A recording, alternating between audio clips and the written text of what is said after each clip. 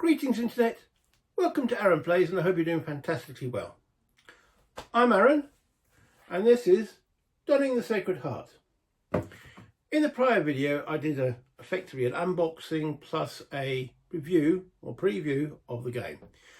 I've now subsequently played most of the game to a decisive point, let's put it that way, and I'm now going to redo a game from scratch for you to see how it plays, see if I get a different result, and go through all the rules and the machinations that are involved in the play of this game. So it's 1793. The French Revolution is effectively 3.5–4 years old. Country's in trouble. The first war of the first coalition is going on. Britain, we've been stirring the pot as per normal. That's what we do. And the French Republic government decide they need to raise 300,000 troops. They put in forced conscription, which is to be done by a ballot. This area, the Vendee, don't like that. Plus they also feel that their cultural heritage has been eroded by the Republic and they burst into an uprising. That's the situation that's going on. That's what we're just about to delve into. Between March and December 1793, the French Republic was fighting a few internal struggles, and this was the major one. Not much is known about it in a sense from my perspective, and quite a lot of English perspective, because it's not really written much about. I mean, I picked up a book on this struggle that I knew prior to going to Square Bash Con last week. God, has it gone so quickly? Knew nothing about it. Now I've picked up a book, I've played the game once, talked to the designer, I'm getting a bigger picture. And I hope to spread that bigger picture to you guys. If you like the video, please give it a thumbs up. It all helps the channel. Subscribe if you haven't done so already, if you like what I do, and any comments will be much appreciated.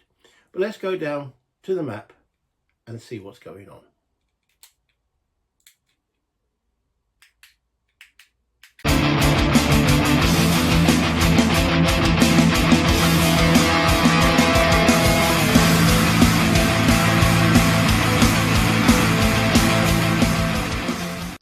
The game is set up, though there are quite a few sort of pre-game die rolls that I need to do. We have all of the Royalist commanders under this priest marker. I think they call it an unconstitutional priest. And they protect and hide the Royalists until they decide that they want to reveal themselves. So that's these markers here, and dotted around the map. Then we've got effectively National Guard commanders, and we have of the Republic, and then we have the 4 blue ones, which are regular army commanders. Whoops, there we go. On the back there we have the Generalissimo election ballot box, which we'll come to as and when required. Counters. The Royalist command chart. Let's zoom out a little bit. Next to that we have the Republican command chart. That's with all their leaders on it. Here we have the event table. And here the most important thing of all, the dice tower with the dice. Well, there's no dice in there at the present moment. There they are. Yay. Okay.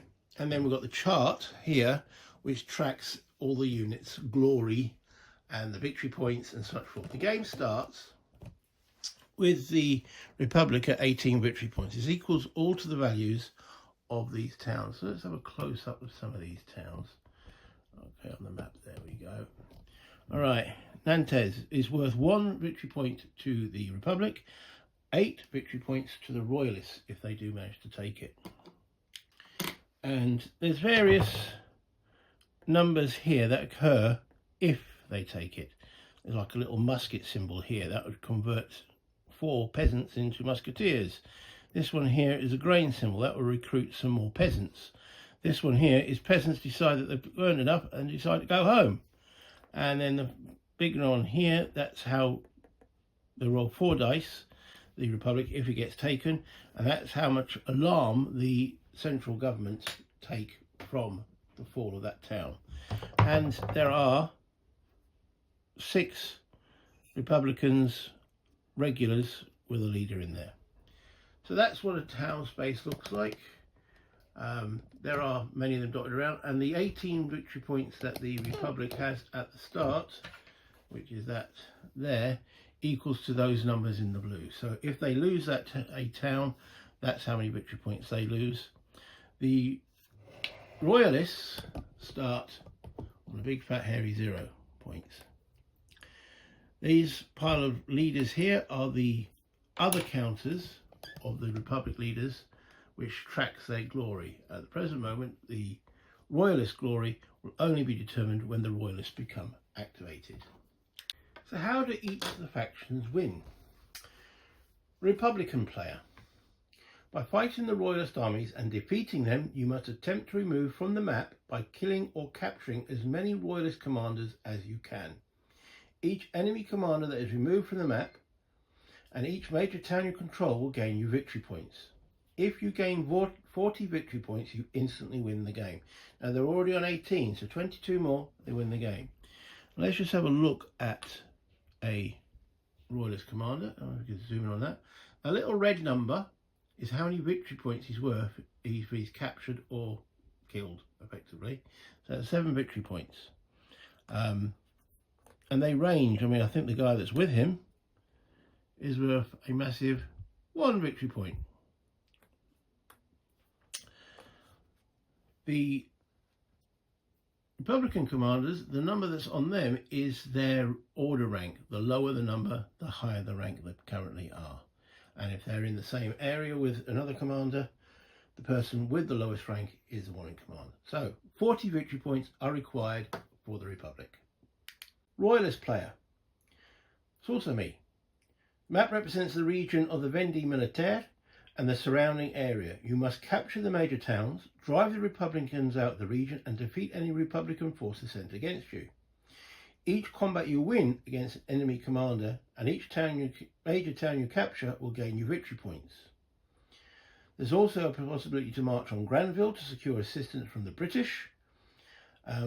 And if you gain 40 victory points, you instantly win the game as well. Remember, they're starting on 0. They could also march on Paris, but that is basically a do or die. If they march on Paris and are successful, instant win, no matter what their victory score. And if they fail in the march to Paris, they instantly lose. So yeah, it's a do or die. Then there's this dude. He's the representative on mission, and he is moving around the track.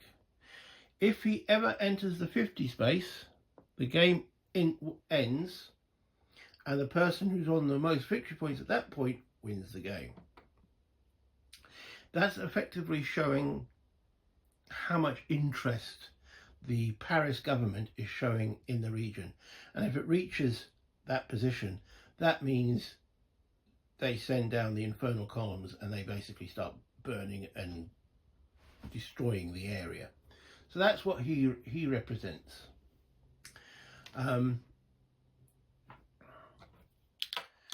Okay, the setup. So all the pieces are out, but what I haven't yet determined is the glory for each of these actual commanders. And they get normally an amount plus a die roll is what they start with. So let's do that. So I'll place the Republicans out, and then we've got the actual leader counters here. Would help if I put the camera there, wouldn't it? There we go, on there. And we will start with Gilbert. Now, on the actual chart, Gilbert is starting with 6 plus 1d6. So how am I going to show the dice tower at the same time? There we go. Just take those out.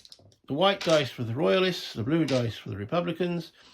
He's got, as I say, Gilbert, 6 plus a d6. He starts off as best as he can. So what did I do with the counter? There he is. So he starts on 12. When a leader's glory is exhausted, He don't get no more. That's all he's got. The Royalists determine their glory when they decide to remove the unconstitutional priest that is protecting them, and they decide that it's time to actually go to war. That's not starting there. Okay, so next up I did have a pile of them. Maybe I should put the pile not in the middle of the map, but here. And excuse any French listeners, I do apologise, or anyone who can speak French, my pronunciation is going to be appalling. So Canaclau, or Cancelau, that sounds a bit more French, probably completely wrong. He starts with 3 plus 2d6. So 5 plus 3, he's on 8. Is that any good? Don't think so. Let me just show you where I'm getting these numbers from.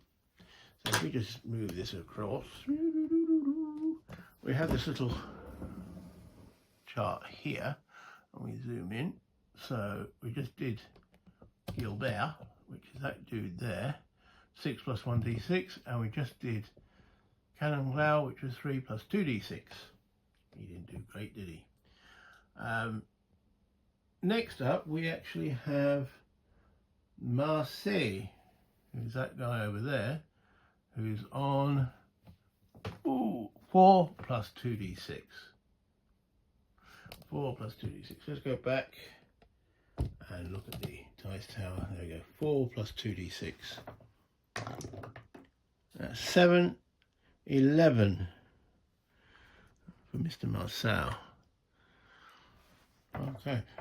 Some of these leaders do get quite good later in the game. You get someone like with 14 plus 2d6, 9, 24 plus 4d6.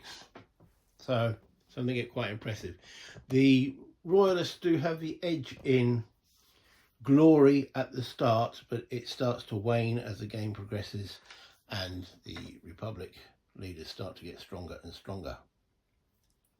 Next up is Gaudin. Mr. Gaudin, if I can read his name. Gaudin, 3 plus 2d6. 5, 6, 7, 8, 9, no, 3, 6, 7, 8 for Gaudin. Okay, and next up, Charade, 4 plus 1d6. Good evening, Aaron. This might answer your question. That takes him to 7. Okay, next up is Muraval. Muraval, he's on 6 plus 1d6. 5, so he's on 11. That's not too shabby. And then the last one, Buziard, he's on 2d6. 7. Well, you can't get more average than that, can you? 2d6. And that's all of their leaders at start with their ratings out. Then we have the representative himself. He's on 3d6 to show how concerned the government is at the moment. Now, so choose, okay, sorry, roll 1d6. It's a 3D bust. I nearly rolled 3 dice then. This represents the natural resolve of the government in Paris to resist the Vendee uprising. It will increase as major towns are lost to the Royalists. He's on 4. There we go. And that's effectively the setup. Let's just describe a few other little bits around on the map. These 3 boxes are a pool of a reserve, shall we say, that can be called upon. So you've got the Army of the Marais. If any of these pink toxins, alarm bells, are rung, these troops will rush to that commander. And same if any of the white ones are drawn for the Army of the Centre, and then the Grand Army if any of the green ones are rung. So there's a bell here, there's a bell under here, I think there's a bell under, no, there's a bell here somewhere, there it is. Okay, so if they're rung, those troops go to that leader. Okay, I think that's it. Okay, the sequence of play. First of all, we roll a random event. So I roll from here, drop a dice in, 1 to 6. Okay, let me show the random event table and how it works in detail. This is the random events table, and you can see there's numbered 1 to 6. The second rows are numbered 7 to 12, then 13 to 18, and then the final row goes up to 24. This little thing here shows that we're currently rolling 1d6 for random events. We just rolled a 4, so this random event comes into effect. Notice that the 4 has got a little R next to me, means it can be repeated. But every other result on there has one of these little tiles. And if, say, we rolled a 3, we'd have placed the 3 tile in that position. We'd go through the random event and then we'd place that. And if a 3 is rolled again, we follow that instruction. And some of these instructions tell you to start rolling 2d6. And that's when we put this little 2 in that space. And then each random event we roll 2d6. Then there's some of those on the 2s which say roll 3d6. And then we start rolling 3d6. A 4 could still appear every time. Even on 3d6, 4 could still appear. The 1s and 2s never will, but on 3d6. And eventually we'll be rolling 4d6. One of the ways the game also can end is if it's a 14R, repeatable events, if 4d6 game ends. So if you roll a 14 on the 4d6, when 4 dice are rolled, the game will end. And I think, again, it's the person who has the most victory points at that point wins the game. So that's how the events work. So we've now followed the instructions. So I'm going to put the 3 there. All right, place 6 peasants in any muster box. Now, as I'm playing this solo, and there are 3 muster boxes, I'm going to randomly determine. Now, they all must go into 1 muster box, but I'm going to randomly determine 1, 2, 3, 4, 5, 6, which actual box they end up in. 3. They've joined the army of the centre. That just takes a little bit out of my control, and I'll be doing occasional little random things like that throughout the game, just to keep myself a little bit surprised too. So 6 peasants. These are like change. You can break them up and down like currency. There we go. That's maybe a better definition. And that's the random event for the first turn. The next thing we do is we roll for momentum. And this is where both sides roll 4d6 and 5s and 6s. Now, the key mechanic to the game, 5s and 6s are successes.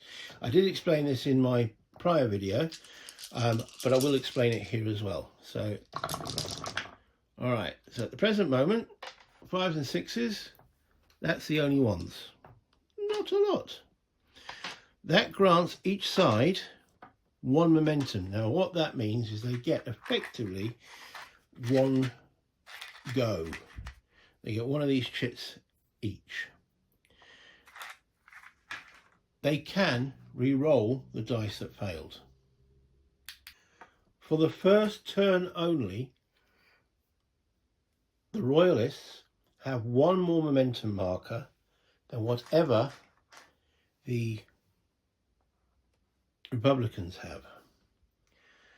Now, the Royalists can re-roll using the glory from the highest commander they have in the field.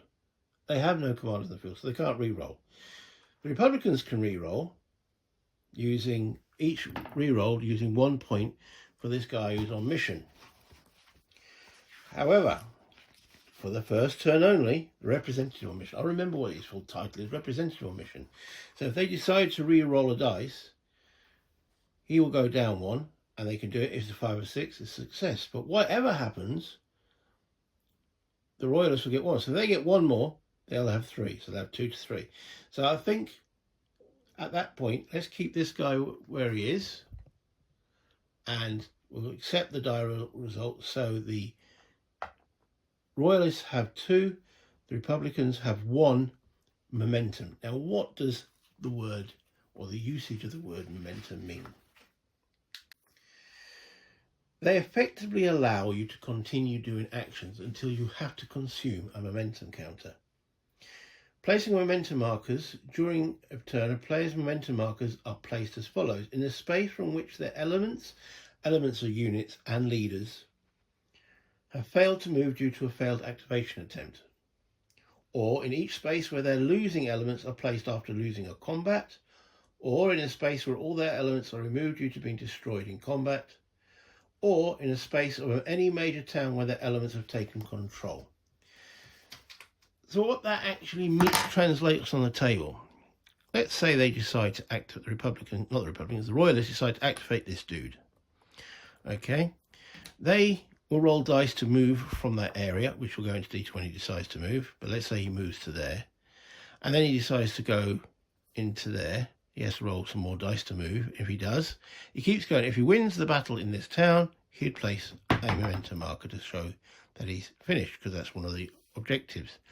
If he lost the battle, or he failed to move, then they'd place a memento marker. We'll go into more detail of that as and when they get revealed. So, I'm going to leave these here as a reminder of that's how many we've got. We also have this marker here, which is when the Republicans decide they want to call the National Guard. So over to the Royalists. There's a lot they can do. There's a lot for them to do. But let's get the ball rolling and let's see if we can actually take this town here. Cholet was the centre of the rebellion. Maybe that's why they got this pointing right at it. So they want to take that. So to be able to take that, they need to get an army in there and take it from, because all the towns start under Republican control. Now, they've got some rather decent leaders here and with troops already with them. But there is a Republican force in the way. Let's see if we can deal with that. So we're going to activate Bonchamp. Is it Bonchamp? So he says, I am now for the Royalists. And Bonchamp, we now have to roll to see how much glory he's got. And he starts with 15 plus 4d6. So that's a lot more than what the Republicans have got. He didn't roll great though. 7, 8, 9, 10, 11 plus 15 is 26. So we take his little marker and place it in the 26 space. There it goes, up there. Let me use a pointer for the pencil. Okay, well, he's activated. Now he wants to activate this space that he's currently in. Okay, and to do that, he has to roll the number of dice on each of these spaces. So if he was in this space, he'd need to roll 3 dice. In this space, he'd need to roll 4 dice. In this one, he needs to roll 2. And that denotes that how difficult it is to activate in that space, the overlying terrain, etc. And he needs at least 1 success to be able to do that. So he's going to be rolling 2d6, and he needs any one of them to be a 5 or a 6. That is the base mechanic. He rolls a 5. He's in that area with the 5. He now decides, he's got the bell. Part of his activation is he now calls up those green troops, and he calls up all of the peasants to join him. So we now have in this force 14, 16, 17 peasants and 1 musketeer. The guys that have got actually maybe a little bit of training, a bit of experience, and so on. Also part of that activation, he can move out of that area. Now, he could move 1 guy there, 1 guy here, 1 guy over here. They don't all have to move in the same direction or space. But in this circumstance, they will. And they move into Borniprau, whatever that is. Okay. And they will now engage these in combat. How does combat work, I hear you ask? Well, again, I went through that in the previous video, but I will go through it again here.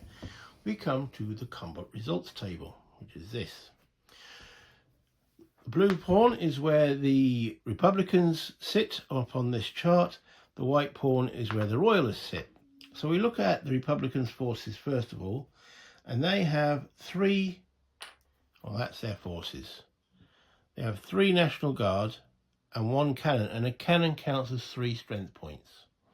So they've got 6. So this little pawn will sit in the 4 to 10 space. They've got the same amount of regulars as they have National Guard, so they sit here. If they had more National Guard, they'd have been sitting on here. And we'll go to what the difference is between the two, but he's currently there. Bonchamp, he has, as I said, 14, 16, 17, 18 troops. So 16 to 20 in there. So it's Catholic and Royal with a commander, Republican regulars with a commander. Sit there. So we've got 2 different positions where the pawns sit. What these numbers represent, they must, all combat resolves around 4d6 in this particular game. So they'll be rolling 4d6 and they have to score 14 or higher to be able to cause any casualties. The Royalists have to roll 12 or higher. So that's how having more men aids your cause. You will be rolling the 4d6 you need, but only 5s and 6s score hits. So if every 6 they roll, if they get over 14, so you've got to get over 14 to cause any hits. Once you do, any 5s or 6s cause the hits as shown here. And the same for the Royalists. So let's go back to the dice tower. There it is. And both sides roll 4 dice. If I can pick them up, it does help. And I'll drop them in. Okay, not good rolls from either player. Right.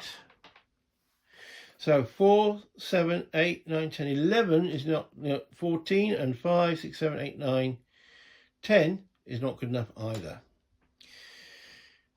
So then you have 2 stages. You first of all have each player, in this case, so the Royalists and the Republicans can re-roll as many of their own dice as they wish. And it's the attacker that determines first. So they will re-roll 3 of those dice, but that uses up 3 of Bonchamp's glory. So he was on 26, he's now on 23. Remember, once he gets to 0, it's gone. And he will re-roll those dice. They, the Republicans, under the command of Murav, haven't scored anything. And he has 11 to start with. He's going to re-roll all 4. 1, 2, 3, 4. And then we drop them down the tower. Okay. That's a little bit more interesting. So, at that point, we're not yet at the end. There's still one more step to go through. So 11 plus 7 is enough. That's 18. They only need to score 12. So that's enough. They're on 11 plus 6, 17. They're on enough as well. Now you can get, so now these guys can get them to reroll, and these guys can get them to reroll. And again, it uses glory. So these guys will tell them to reroll 2. So Bonchamp, again, consumes 2 glory. So he spent 5 in this battle. And Maurice, he also tells them to reroll. And he goes from 7 down to 5 glory. So he's already getting very depleted. And then we roll again. And this is the last roll of the dice. Okay. Let's see what we've got. So 6 plus 16, that is enough. They only needed 14. Their 6 causes 3 hits on the combat results table. These guys have rolled a 5, which also causes 3 hits on the combat results table. Let's just have a closer look at that. Let's go back across here. I wonder if I can zoom in a little bit. Okay. So the 1-5 on here causes 3 hits. The 1-6 on here causes 3 hits. That is technically a draw. In fact, no technicality at all. It's a draw. So 3 peasants are taken out, and the 3 National Guard are taken out and removed. What happens on a draw? Well, in this case, there could be another round of combat. The attacker must declare if they're going to stay or go. Now, at the present moment, Miova only has the 1 gun. So he decides that discretion is the better side of valor and withdraws, which is allowed to do. These guys wouldn't have withdrawn. They got a bit unlucky on the dice there. So they would draw, and they could go. They would withdraw into any space other than where the attackers came from. So they could withdraw to here, here, and even here. So any of those 3 spaces they could withdraw to. However, they couldn't withdraw here because, well, the battle was here. So yeah, they could withdraw there. But they couldn't withdraw here because that's where the attackers came from. If they decided to withdraw, they would have withdrawn back from whence they came, as in here. Okay. Is that a good place? I know in my own head that these guys are coming for here. They haven't placed the momentum yet. If they'd lost the combat or they withdrew themselves, they would have used up one of their momentums. Well, they haven't. Wherever he goes in his retreat, he would place one of his one and only momentum marker. But he has got a gun, and we really don't want the Royalists to have a gun. So it's either one of those 2. I think they'll actually retreat to there and place that marker.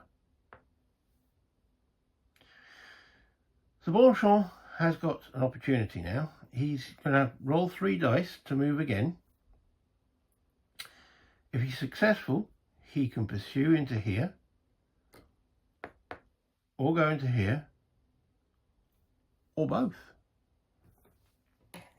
Which will he do? Well, let's see if he actually does activate. That's the first decision. Let's roll some dice. He's got 3 dice. He just needs 1, which is a 5 or a 6, which is, well, he gets 2, but that doesn't make any difference. So he can move from that area. Now, there is a downside to taking these towns. If they take Charlotte, yes, 5 victory points will be taken off the Republicans. 2 victory points will be gained. That's a good point. They beat... No, they didn't. It was a draw. They got to win the battle. Even though they fell back, they didn't win the battle. If they'd won the battle, they'd have got a victory point for beating a Republican commander. So, go back over that. If they go into here, this area rolls to see if there's any National Guard, and they would roll 4 dice for it. And then there would be another battle. But then the Republicans wouldn't actually have a leader in the space. Maybe that would have been the better place to retreat to. It's the risk of the gun falling into hands. If Bonchamp wins the battle here, they would gain 2 victory points. The Republicans would lose 5 from that 18 they start with, and 10 new peasants would join the cause. However, whenever a town's taken, all these peasants bugger off home. They go back to the muster box. So he'll be sitting there, quite vulnerable, with only 1 troop. However, Bonchamp has got someone accompanying him. He's got, that starts in the same space, and he could be activated now. He's got the Argonne. So he could send a portion of his troops to try and beat Maeve, and continue himself into Chalet. They've activated the area. I can't see any reason why not to do that. So he started with leader, and that's shown on the chart. Actually, I best show you how that is determined. So if we move across to the chart here, you can see Bonchamp and the Argonne are in the same row, and they've got a little connection arrow. He only comes on the board when you want to do something separate with him. He now must also roll his glory, so he's got 8 plus 3d6. And that's how one of the sub-commanders of the Royalists will come into play. So let's roll 3d6 for him. That's not too shabby. That's 12 plus 8. He's got 20. In my prior game, he did, let's put it this way, he got nowhere near 20. So next we have to determine how many troops do we want to send off with him. We have got 14. Let's break that 10 down. So they like change. So let's give them, that's a 10. So we split it into 6. There we go. 10. We know that this guy only has 1 gun, which is worth 3 strength points. So we're going to send him with 6, keeping 4, 8, 9 with Bonchamp. It's a bit risky because they're going to be rolling 4d6 for National Guard. No, that's what we'll do. So they march into there. So they march into that space there with 6 troops, and Bonchamp marches into Chalet with not many, 4, 8, 9 troops. Okay. We then resolve those combats. So this is what we'll do first. So on the combat results table, go over here. All right, he's got 1 gun, he's got 3, so he's sitting there. And the Argonne, he's got 6, so he's sitting there. And then we roll the 4d6 into the dice tower. Every battle uses 4d6. Okay. Wow. The Republicans rolled well. So the Republicans need 16. They've easily got that. The Royalists need 15. And they've got that as well. Okay. So the attacker determines first. He will re-roll. They've got, yeah, they want to cause a bit more damage than that, so they will roll. Well, they only need to cause 3 hits. A 6 causes 2, so they're going to re-roll 2, taking the Argonnes from 20 to 18 on his little track up here. The Republicans, well, Mabeau, he's still got 7. He decides at this point he's not re-rolling. He's quite happy with that. Roll. So remember, it's 2 separate rolls. The first one then for the Royalists didn't improve their score at all. Okay. Now it's the other way. The Royalists will tell the Republicans to re-roll 3 of their dice, and the Republicans just tell them to re-roll 1. So Mauve uses up 1 of his fighting capabilities and his glory, and the Argonne uses up 3. 1, 2, 3, dropping him to 15.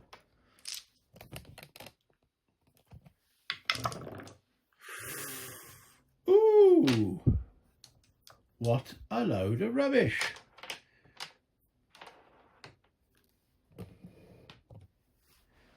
Nout, nothing, nada, zilch. It's another draw. So, what happens now? The attacker's got to determine if they're going to stay there. They are.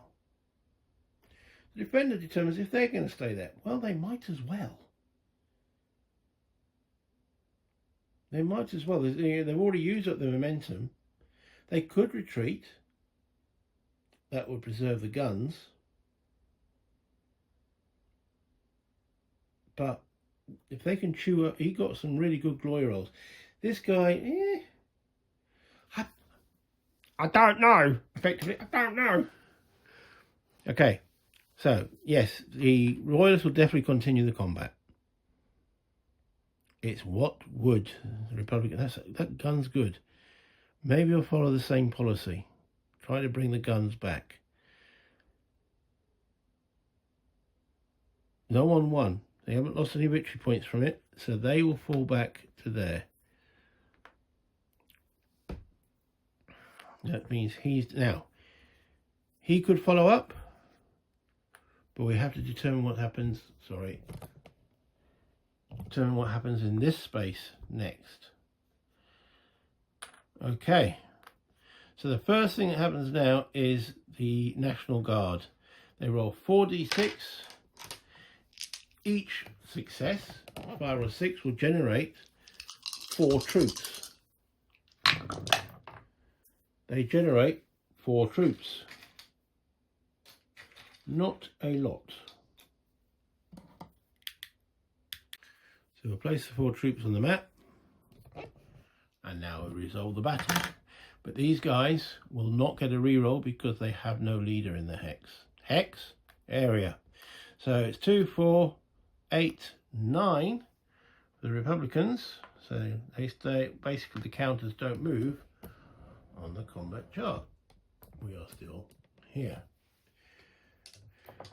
And again, 4 dice are rolled to determine the combat.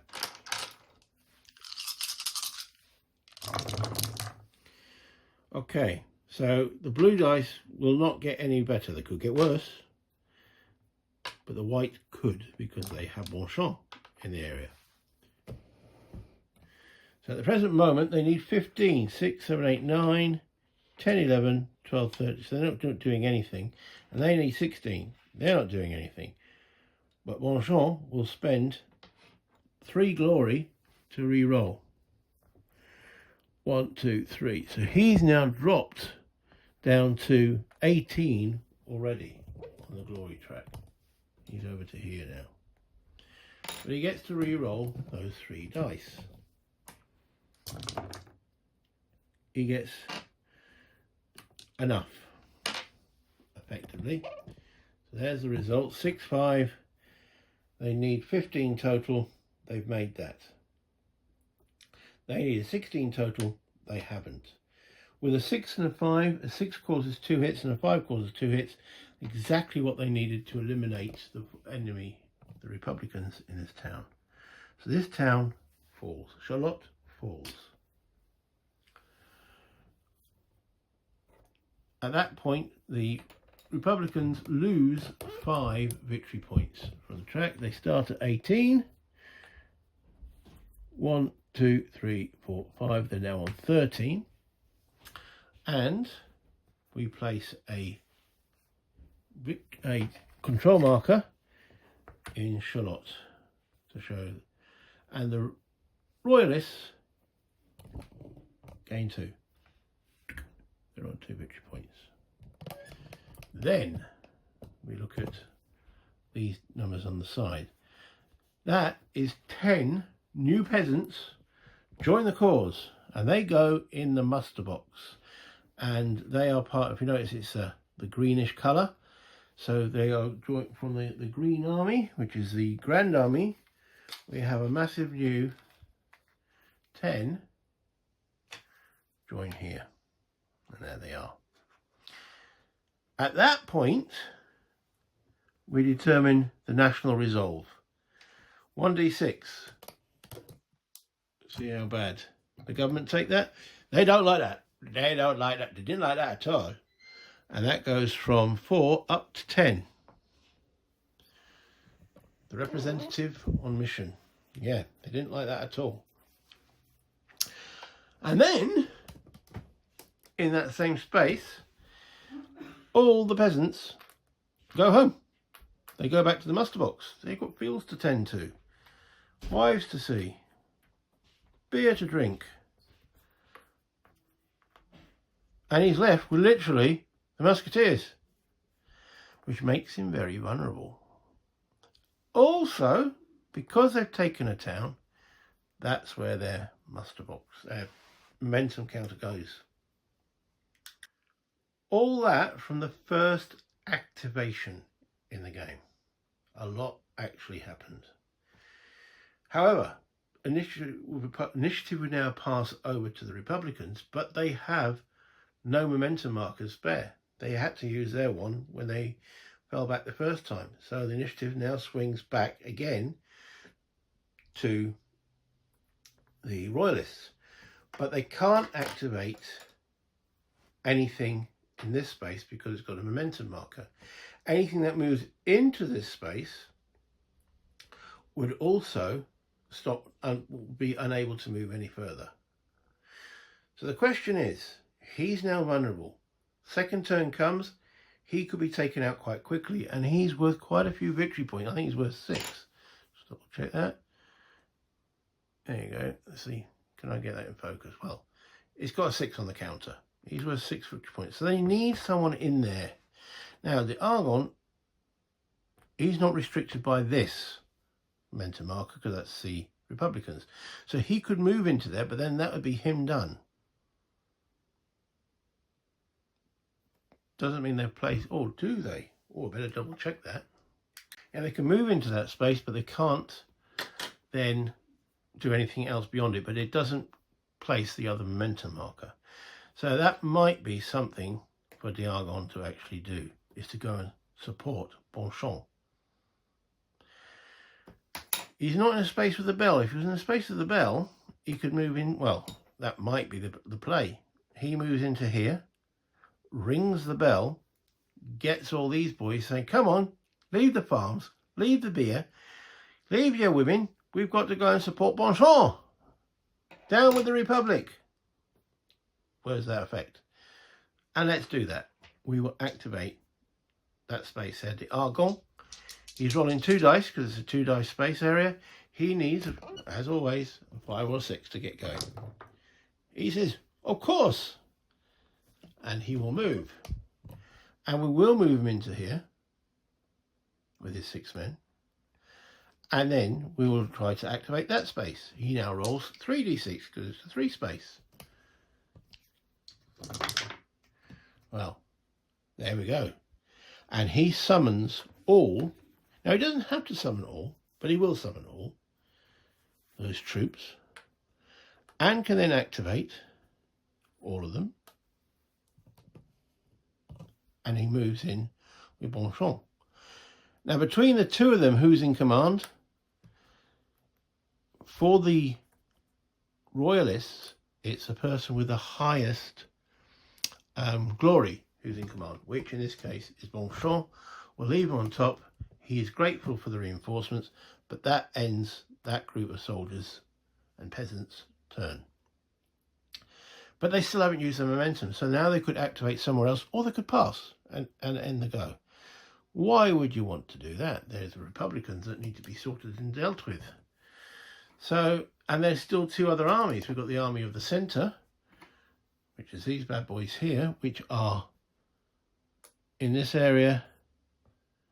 And we've got the army of the, what are they called? Army of the Marais, which is down here.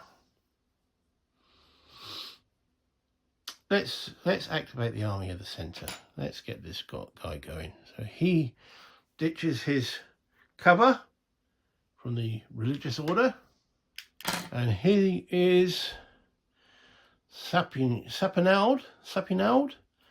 and we need to roll his glory. Now, Sapernald has 9 plus 4d6 on the chart. 4d6 plus 9. Oh, he rolls extremely well. That's 12, 17, 21 plus 9 is 30. Wow. 30. Okay. He will then now try to activate this area. He needs to roll 3d6. Needing 5s and 6s. He does, and he will call the muster of the peasants. And there he now all of a sudden has quite a sizable army. The question is, what to do with it? Well, notice most of the towns are on the edge. And to get to some of them, I mean, look at this area here. It's a 1 area. So that means if you move into there, to move out, you're only rolling 1d6, needing a 5 or 6 to get out of it. These are salt marshes. Really rough terrain, not pleasant, difficult to get supplies through. But, in fact, most of this area, in and around, are 2s. Not good, but you've got to do something. So, we have some Republicans there, 6 loyalists, 6 regular army. The other thing to look at is what else this gives them. So if they win there, they'll gain musketeers. But some peasants might go home. Let's head towards here. Yeah, let's do that. So that area was activated by the tolling of the bell, and he will move into there. Well, actually, probably that would be the better move, because then he's getting to roll 3 dice. Now, these commanders they're not restricted by the coloured counters they can command. Yes, they're army of the centre, but they're not restricted. He could command units from the Grand Army and vice versa. So now he rolls 3 dice to see if he wants to move into that area there. He doesn't make it. Okay, so he can now re-roll those again, but each dice he rolls will use up 1 of his glory. He will use all 3 because they want to get through that area. 1, 2, 3. Now, if he fails this roll, i.e. none of the dice are 5s or 6s, that would then place the momentum, and that would end the turn, because that would be the last momentum marker. So let's see what he rolls. He managed a 6, so he was successful. So he continues his march and marches into Châtenay with his big, impressive army. Okay. So the question is now, do they go for this area or this one? This one's got an army. It's always used because remembering the downside to taking these places is the peasants go back to the muster point. So if they take this area, they will gain 8 new peasants in the muster point. They would gain or transfer 1 of the peasants into a musketeer. 2 of the peasants from this force here will then, they got enough money. They're gone. They go home. They never come back. But then all of the peasants will go to the muster point, leaving this commander effectively with, he has 1 musketeer in here and that 1 musketeer. That's not great. It's rubbish. Meanwhile, this guy then could march over, bash him up, and take him out and gain 6 victory points. Or, plan B. Go there, fight a battle, win it, and then there's no one that can directly, I mean, there's this guy over here, but he's nowhere near as powerful as that guy there. So let's do plan B. I'm going to roll 3 dice to leave that area. They've got the successes and they move in here.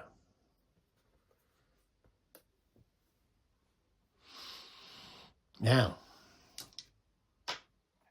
they want to go and engage here. So it's rolling, it's a 2 area, rolling 2 sides. Still need those 5s and 6s. No. Okay, he will spend 2 more points. He's on 27, that'll take him to 25. He gets to re-roll those 2 dice again. If he passes, he moves into that town. If he fails, the momentum marker goes in there and that will end the turn. He failed. That marker goes in that space. There's no more momentum markers. We end the turn. At which point we take all the momentum markers and chits off. I'll stick them in a little tray over here. There's nothing else to reset on the board. We will now, what I'm going to do is keep track of how many turns this game actually takes. Now, that was dramatically different what I did when I was learning the game. We just completed the first turn. There we go. Let's do turn 2. First thing we do is the event roll. And it's event number 2. Okay, so let's have a look what event number 2 says. All right, it's this one here. Place a National Guard, 4 National Guard with any Republican element. So he can go with a general, or it can just go where there's already troops. Element stands for troops or generals. And then we find the number 2 here, these, and it's that one, and that goes over it. So if we ever roll the event 2 again, we follow that instruction. Okay, so 4 National Guard with any Republican element. So they're getting reinforced. And again, it can't be split over. 4 just joins somewhere. So now I'm going to do a bit of a threat analysis. We know this area is under threat. There's a big, massive peasant army coming here. So that's the most likely place to reinforce, because we don't know who's going to win the initiative. But what we do know is that that guy who's now, he's got the most glory for the Royalists, he will use his glory to do re-rolls, whereas the Republicans will use his position to do re-rolls. Where to put these 4 guys? There's really 2 places. I'm thinking here to re-bolster this guy, or here to re-bolster that one. So I will determine it by a die roll. 1 to 3, 4 to 6. Okay, he goes to reinforce the town of Rourke, which now got a garrison of 10. And to be fair, that's probably the best place for him. That's the event done. We now roll for momentum.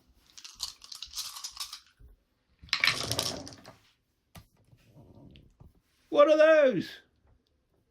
What are those? Okay. So the question is, do we want any re-rolls?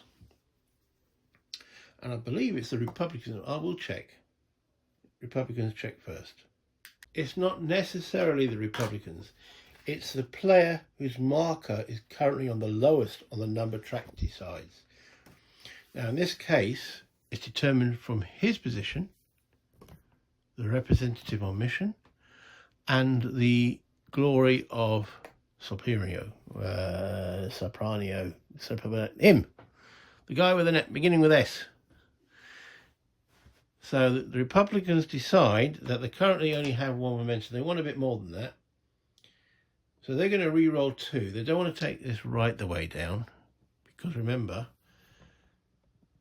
that would end the game when that gets to 50. And also, there are many of the events that use this guy to determine other things. So, rolling 2 dice, they got no more. I should have declared if they were going to roll any more, and I didn't. I think they want to keep their glory, so 2's fine. So at the present moment, it's back to 2 and 1. I'll keep that marker available. And the side with the most have the initiative. What happens if it's a die, I hear you say?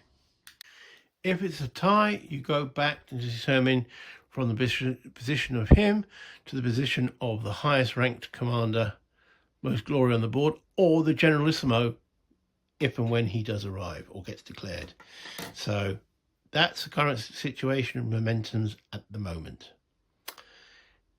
Okay, so what do we want to do?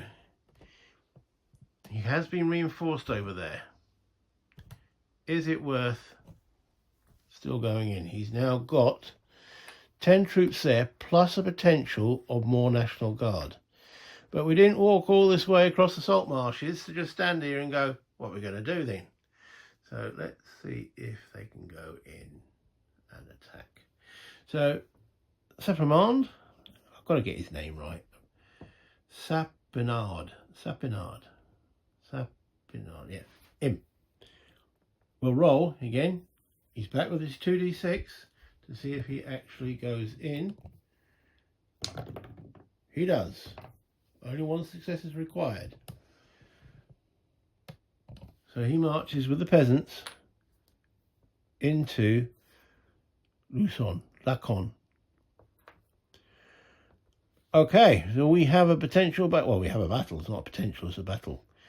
But Maurice can call the National Guard. You roll the amount of dice that the town's got. Each success raises that amount of troops. So he's rolling 4d6 to see how many of the National Guard come to muster.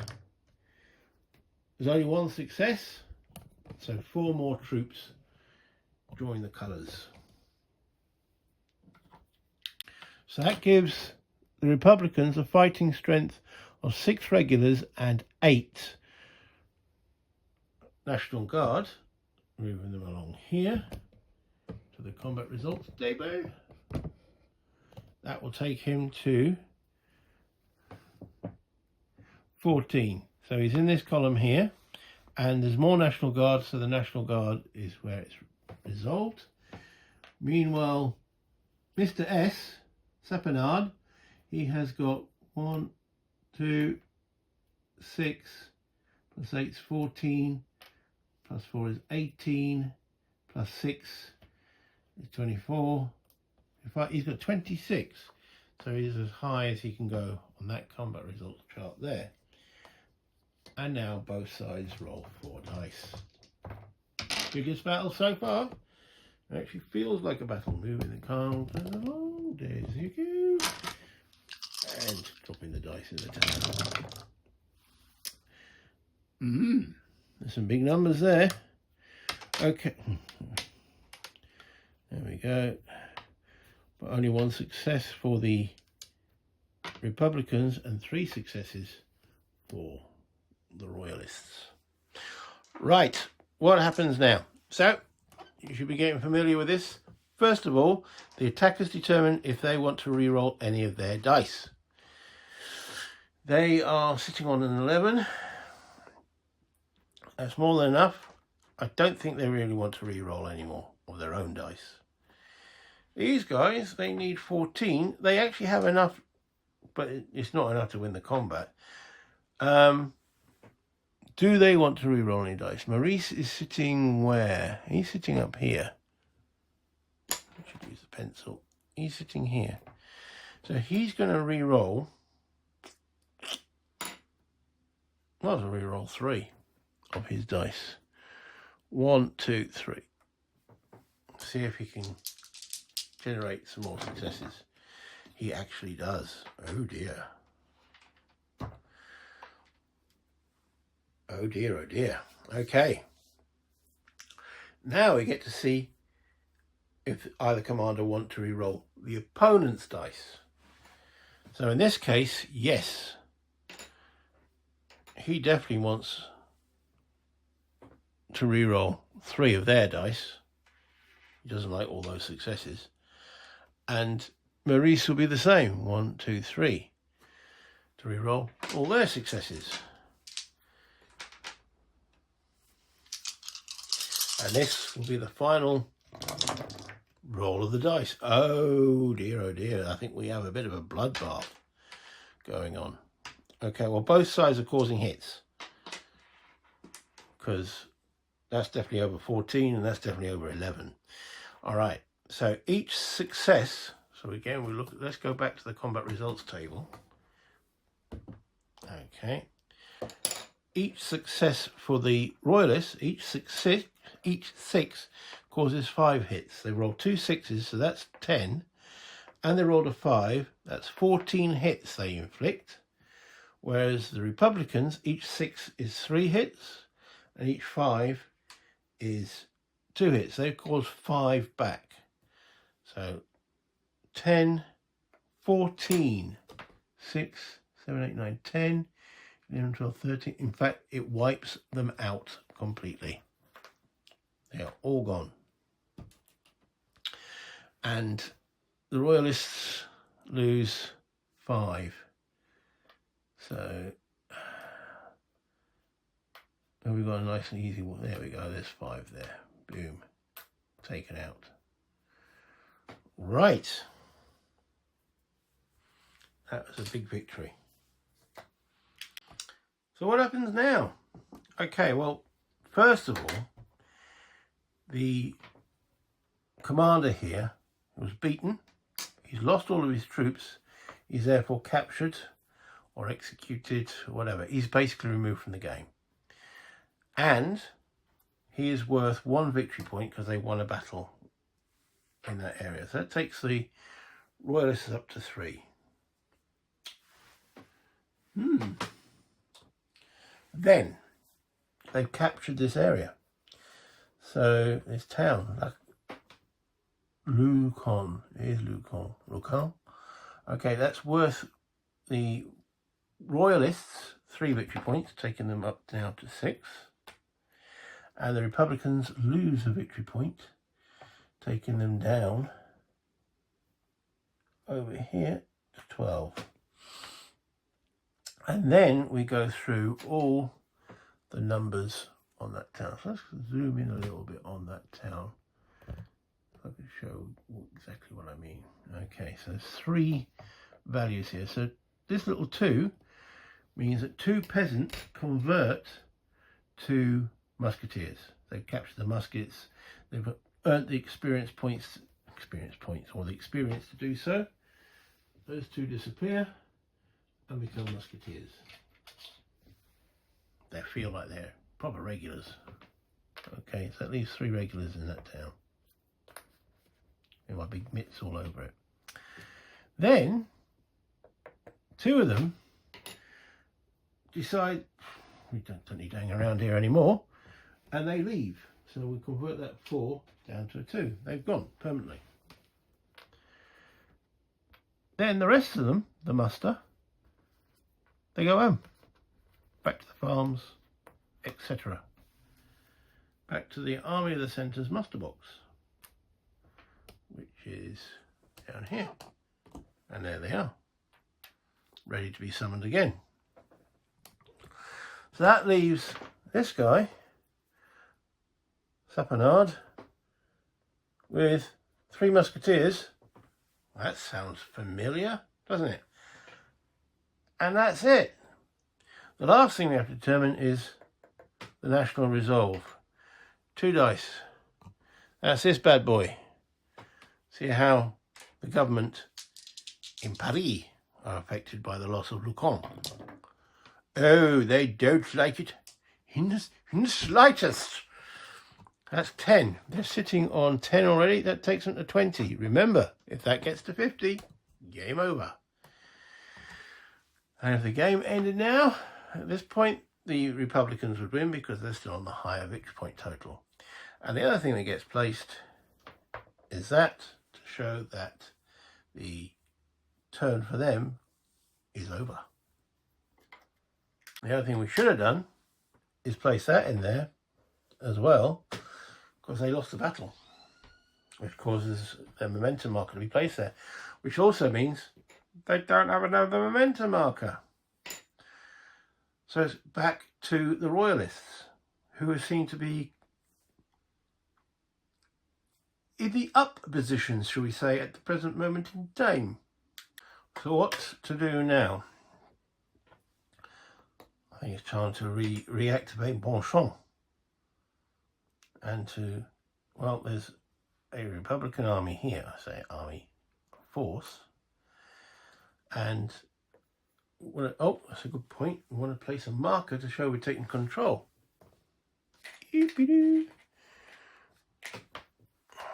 That marker goes there. So let's see if we can take control of that. But we don't want our army to completely disappear. And if once we take the town, the momentum marker is placed, and that would end the turn.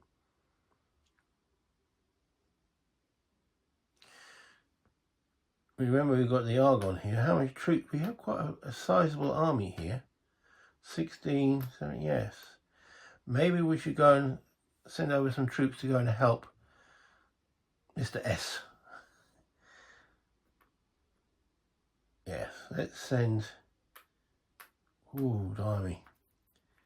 Decision. This is the hard part for the Royalists. Is the peasants go home, they get an army, yay, successful, and then they bugger off. So they've got to leave some of their force uncommitted to the actual battle. I mean, okay, when they go in to take this town, they're going to gain 8 new ones. The Republicans will potentially get 4 times, depending on successes, so they might get some more troops. They won't have any dice to do any re-rolls because there's no commander there. But they still have a force here. It's not a big force, but it's a force. Which way to go? Well, they're going to activate here, so we can roll 4d6 to see. I could sit here and ponticate until I actually make a decision. So let's see. Let's activate that space. All right, so the space is activated. So, who do we march in there? I'd say the weaker commander. He will take Grouchy. I'll send you 1/3 of my army. 30,000 men. No, not quite. We'll send him with 8. Yeah, it might not be enough. 10. Send him with 10 men into that town there. And at the same time, and the Musketeer. Now, if we move in there, that would cause the combat straight away.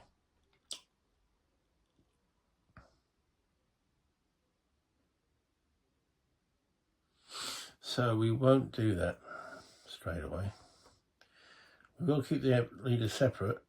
We will march Bonchamp into here, first of all.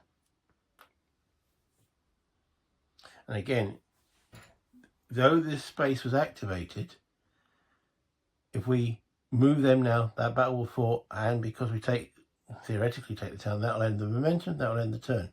We want Bonchamp to carry on and attack Girard win that battle, then they can continue moving in.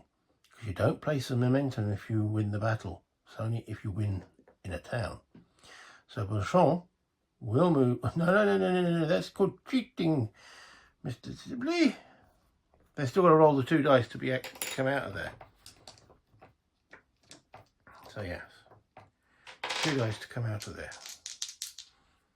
Ooh.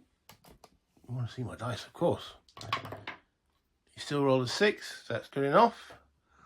Beauchamp moves his force into here, and we have a battle. So it's artillery count as 3, so that's 7. It takes me to the fort of 7, and most of them are National Guard, and Beauchamp has got 14. So on the combat results table, this is where we're located at the present moment. So he needs to get score 16, they need to score 13 on the dice. Okay, let's bring the camera back. Let's go to here, roll the four dice of each, spill the dice all over the place. In we go. Ooh, that's a bit of bad news for the Royalists. Okay, so as it stands, remember there's 2 sequences of dice still to go after this. The Royalists are causing 6 hits. These guys are causing 8 hits, so it would win. Does Beauchamp want to re-roll any dice? He does. He wants to re-roll those 2, and that will cost him 2 glory, taking him from 18 down to 16. Gerard, he hasn't got a lot of glory to start with. He's on 7. He doesn't want to re-roll any of his dice. He's quite happy with that. So that's the first step. They will re-roll 2 dice. Ooh, that's a lot better, isn't it? So now you get to re-roll your opponent's dice. Now, Beauchamp, does he want, at the present moment, he's going to take some peasant losses here if he keeps that the same, because that would be still 8 hits. But he's got to be mindful of his glory. Beauchamp is now sitting on 16.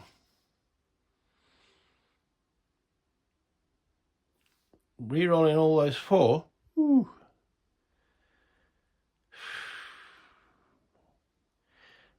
What a difficult decision. As I said, difficult decision. In fact, it's so difficult, I had to go and make myself a cup of tea. I pondered it. Okay, well, he can't afford not to win this battle.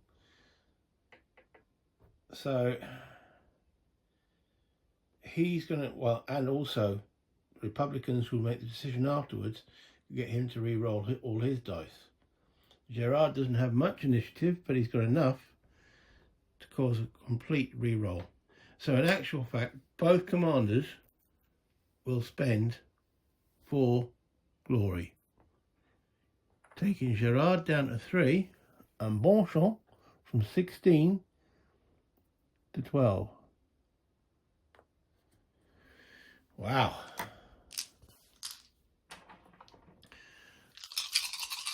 And here we go. Let's move that a little bit. Move that a little bit. And that's the final roll. Now, what is this representing? Okay. The different commands and the dice and such forth. I mean, it's an abstract way to determine what the combat does. At one moment it's like, whoa, and the next moment it's whoa, and then the next moment it's like, oh, nothing. And in this case, oh, nothing. It's just, to me, it's reflecting the lulls of the battle. And it creates a little bit of a story. At that high water mark, the Republicans were holding their ground, and all of a sudden, boom, knocked away. However, Bonchamp has really expended himself. So Gerard, but Gerard's not as important as Bonchamp.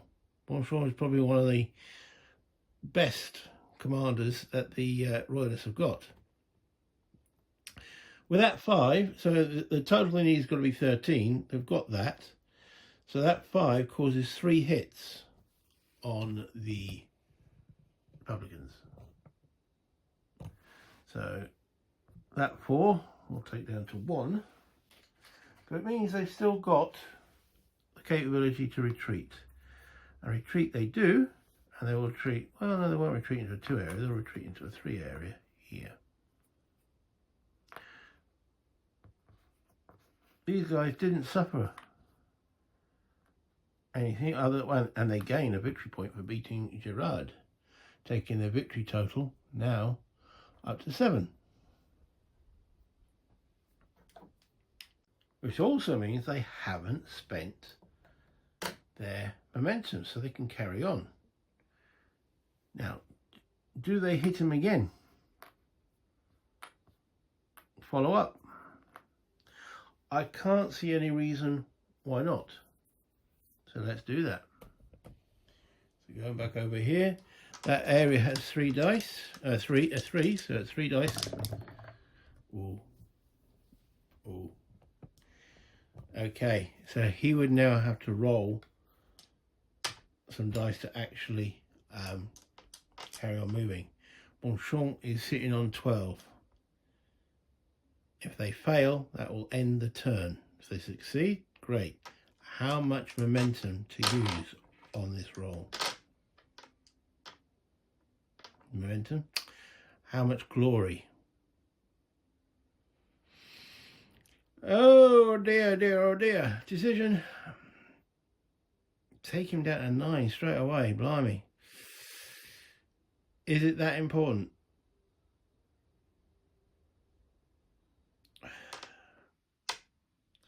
Which is more important? I think it's maintaining. This is still in the turn. Yeah.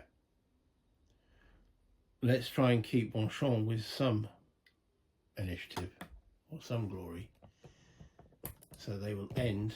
That will place that marker in there. Was that the right thing to do? I don't know. But maintaining glory, if possible, seems like a good idea. And that will end turn 2. So let's clear up. Let's take all these markers off. Turn this to number 2.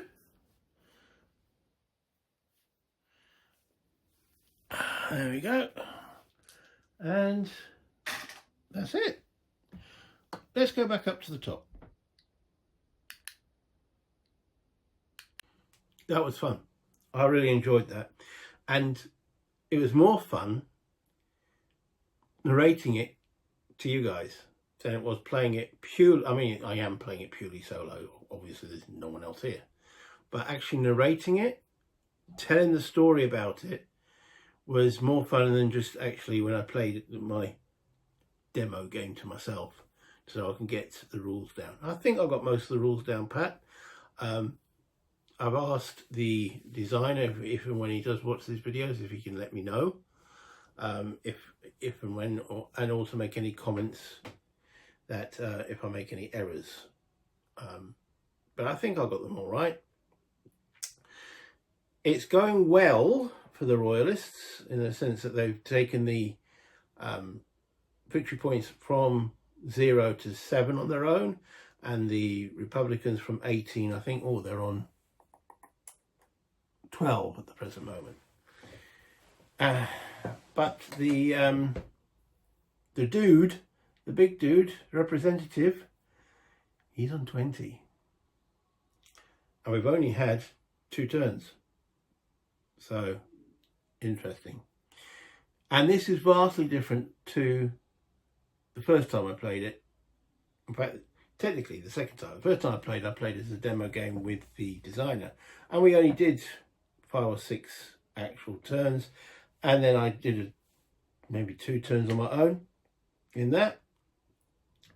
And then now the game I played before this, solo, just to get to understand all the rules and such forth.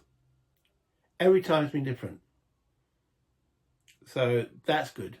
I do like replayability in my games. And yes, there's definitely replayability. The combats, yeah, they're swingy. Anytime you roll in these things, they're going to be swingy. That activation, Beauchamp's last activation, should he have spent more? Got into Samur? I don't know. It'd be interesting if any of you other players, what would you have done? But from my perspective, trying to keep these peasants under arms is the tricky problem they've got to solve. And the tricky problem the Republicans have got to solve is trying to stay in the game in the early stages. So yeah, if you're still here and you're still watching, please give us a like. It'd be much appreciated and it helps the channel. If you do enjoy what I do, please subscribe. You know, there's plenty of other stuff of mine that you can watch. And any comments would be much appreciated. The most important thing though, play games, have fun, and of course, bye internet.